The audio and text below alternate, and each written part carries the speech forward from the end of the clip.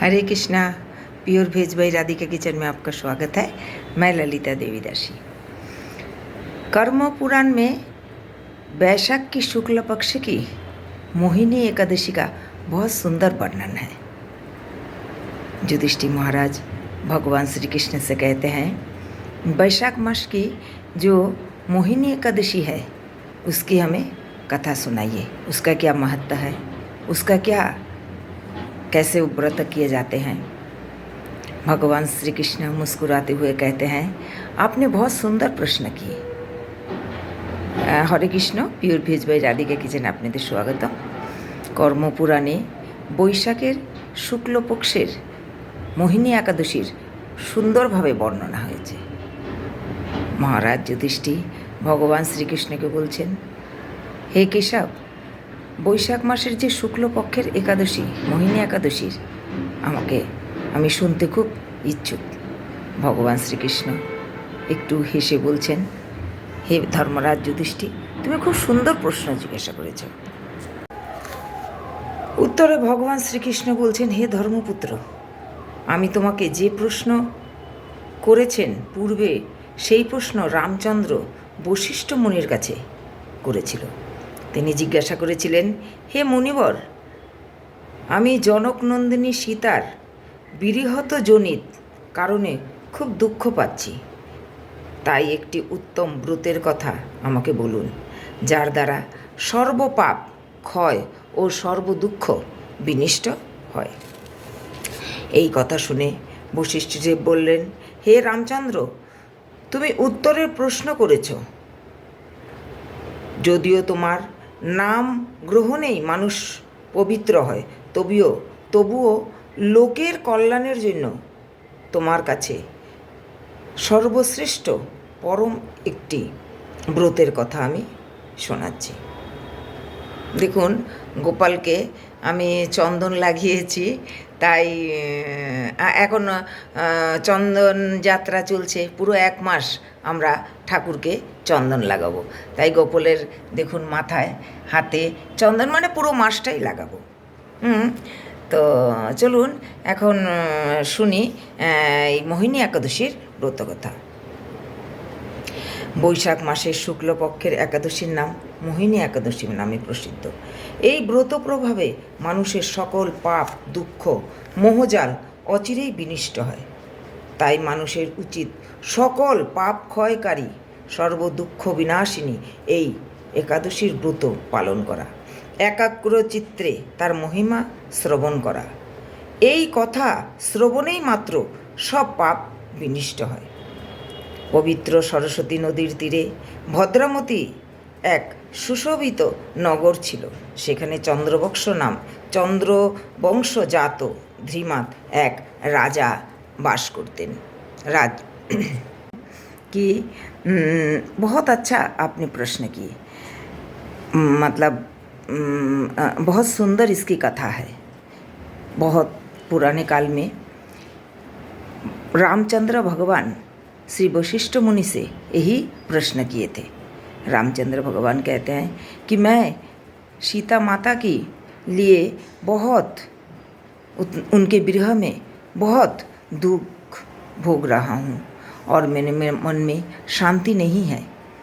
तो किस तरह मेरे मन में शांति है आए, और इस व्रत से मैं कोई ऐसा व्रत बताइए जिससे मैं इस मतलब दुख से मुक्ति मेरे को मिले। वशिष्ठ मुनि कहते हैं, हे भगवान श्री रामचंद्र, आपके नाम लेने से ही तो लोग उद्धार हो जाते हैं, फिर भी आपने जब ये प्रश्न किए तो इसका उत्तर सुनिए। वैशाख मास की शुक्ल पक्ष की जो एकादशी है वो मोहिनी एकादशी है। पवित्र सरस्वती नदी के किनारे बहुत सुंदर एक राज्य था। वहाँ के जो राजा है बहुत ही धार्मिक, पवित्र और निष्ठावान राजा थे। प्रजा के कल्याण के लिए हर समय प्रयत्न करते थे। कभी भी राजा प्रजा को दुख मतलब कोई कष्ट नहीं देते थे। एक बार उनके 5 पुत्र थे। 5 में से मतलब जो पांचवा पुत्र है, मतलब चार पुत्र बहुत ही धार्मिक निष्ठावान राजा की तरह थे, लेकिन पांचवा पुत्र जो है थोड़ा मतलब अधर्मी था। वो राजा की बात सुनते नहीं थे, अपने मनमानी करते थे। एक दिन राजा रास्ते में जाते हुए देख रहे कि वो एक मतलब जैसे नशे में लत है और जुआ खेल रहा है, मतलब इस परिस्थिति में है। तो राजा को बहुत दुख हुआ। उसने घर में आके उसको समझाया, लेकिन वो समझना तो दूर है और भी बिगड़ने लगा। तो राजा ने तंग आकर उसको घर से निकाल दिया। घर से निकालने के बाद वो और भी जैसे वेश्यावृत्ति करने लगा। तो राजा को बहुत दुख हुई। उन्होंने उसको नगर से ही निकाल दिया। जंगल में घूमने लगा। वो घूमते घूमते उसकी मतलब दशा ऐसी हो गई, अन्न के लिए तरस रहा था, अन्न उसको नहीं मिल रही थी।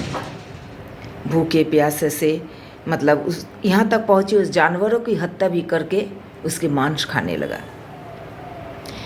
वैशाख मास की थी, जो मतलब मुनिवर सारे गंगा स्नान करके जा रहे थे। तो अचानक मतलब मुनिवर कंडल ऋषिवर गंगा स्नान करके जा रहे थे। उनके ना मतलब जो कपड़े है उसकी एक छींटा उसके ऊपर गिरा। तो मतलब कई जन्म की पुण्य की फल होगी। उसने बहुत मतलब उसमें परिवर्तन आया। उसने सोचा मैं तो इतना दिन बहुत गलत किया।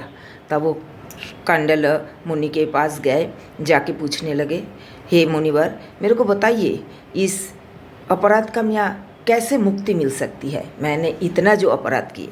तब ऋषिवर बोलने लगे, देखो वैशाख मास की शुक्ल पक्ष की जो एकादशी है, मोहिनी एकादशी के नाम से जाना जाता है, तुम श्रद्धापूर्वक मोहिनी एकादशी करो, जरूर इस पाप से मुक्ति मिलेगी तुमको।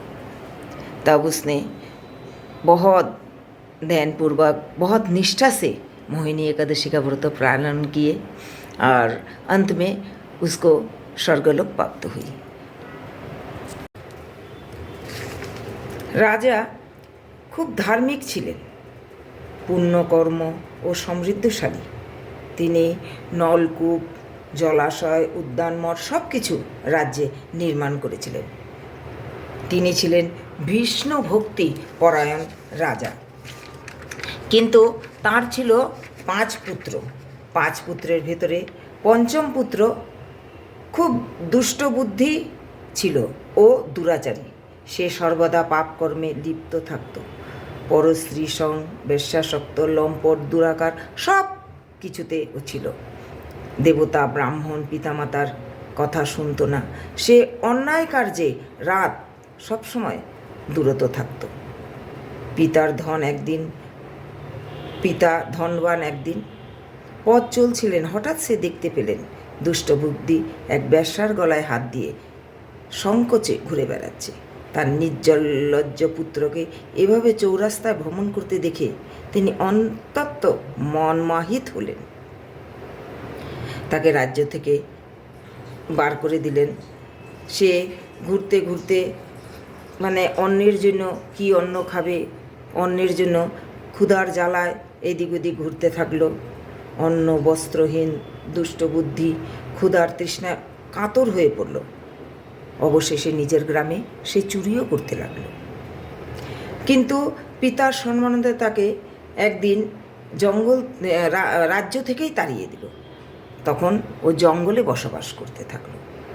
জঙ্গলে ঘুরতে ঘুরতে ক্ষুধার জ্বালায় এমন পাপ কর্ম করতে লাগলো যে বন্য জন্তু জানোয়ারদের পর্যন্ত সে হত্যা করে তার মাংস খেতে লাগলো। কোনো পুণ্যের ফলে সহসা একদিন সে কণ্ডল্য ঋষির আশ্রমে উপস্থিত হলো। বৈশাখ মাসে ঋষিগণ গঙ্গা স্নান করে সেই পথ দিয়ে যাচ্ছিল। ঘটনাক্রমে ঋষির বস্ত্র থেকে এক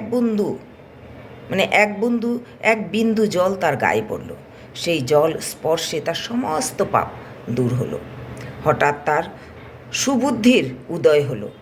ঋষির সামনে কৃতাঞ্জলি পুটে প্রার্থনা করতে লাগলো, হে ঋষিবর, যে পুণ্যর প্রভাবে আমি এই ভীষণ দুঃখ যন্ত্রণা থেকে মুক্তি লাভ করতে পারি, কৃপা করে তা আমাকে বলুন। ঋষিবর বললেন, বৈশাখ মাসের শুক্লপক্ষের মোহিনী একাদশী নামে প্রসিদ্ধ। সেই ব্রত তুমি পালন করো। এই ব্রতর ফলে মানুষের বহু জন্মান্তিক মানে পরিণাম পাপ রাশি ক্ষয় হয়েছে। হে মহারাজ রামচন্দ্র, এই ব্রত পালনে সে নিষ্পাপ হলো, দিব্য দেহ লাভ করল, অবশেষে গরুরের আহ্বানে সে সকল প্রকার উপদ্রহীন বৈকুণ্ঠ ধামে গমন করল। হে রাজন, ত্রিলোকে মোহিনীর ব্রত থেকে আর শ্রেষ্ঠ ব্রত নেই। যজ্ঞ, তীর্থস্থান, দান ইত্যাদি কোনো পুণ্যর কমেই এই ব্রতের সমান হয় না। এই ব্রত শ্রবণে মানে কথা যে শোনে কিংবা শ্রবণ করে তার সহস্র গোদানের फल लाभ है। ये है मोहिनी एकादशी की व्रत कथा। मोहिनी एकादशी तो वैसे सब मतलब मूल्यवान है, सब हमको करना चाहिए, लेकिन मोहिनी एकादशी बहुत ही गुरुत्वपूर्ण है। आप लोग सब कोई कीजिए। कैसे लगी मेरी ये व्रत कथा? अच्छे लगे तो मेरे चैनल को ज़रूर सब्सक्राइब कीजिए, लाइक कीजिए, कमेंट्स कीजिए। দেখুন মানে একাদশী সব কয়টাই মহত্বপূর্ণ। আমাদের সবসময় একাদশীর ব্রতর মানে এতে বিধবা সধবা কিছু না, বাচ্চা ছোট কিছু না। একাদশীর দিন অন্নটা না খেলেই হলো। হ্যাঁ, ফল মূল আপনারা অনেক কিছু বানিয়ে, অনেক কিছু আছে, দুধ দই ওইগুলো খেয়ে, কিন্তু যে এর যে একটা ফল পাবেন, শত জন্ম এই পুণ্যের ফল আপনার ক্ষয় হয়ে থাকবে, ক্ষয় হবে না, অক্ষয় হয়ে থাকবে। তো যদি আমার এই ব্রত কথা ভালো লাগে আর তাহলে আমার চ্যানেলকে সাবস্ক্রাইব করবেন, লাইক করবেন, কমেন্টস করবেন। হরে কৃষ্ণ।